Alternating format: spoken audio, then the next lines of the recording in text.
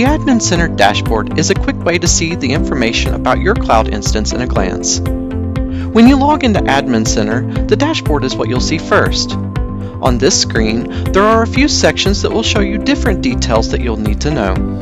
First, in the top left corner, we have 3 boxes that describe the users with accounts on your instance. The top box shows the total number of users that have accounts. Secondly, we have the confirmed users. This is the total number of users that have confirmed their account email address and have set their password. Thirdly, you have the total number of active users. These are users that are flagged as active and can log into the controller or admin portals. Directly under the users, we have the subscribed application details. Here, you will see a list of the subscriptions that you have active with your cloud instance. Beside each of the applications in the list, there's an indication as to how many active records that the subscription is valid for.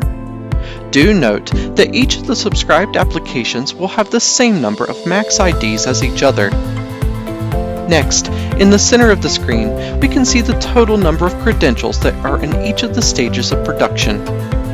And lastly, on the right-hand side of the screen, you'll see the total number of persons that are in their respective various states.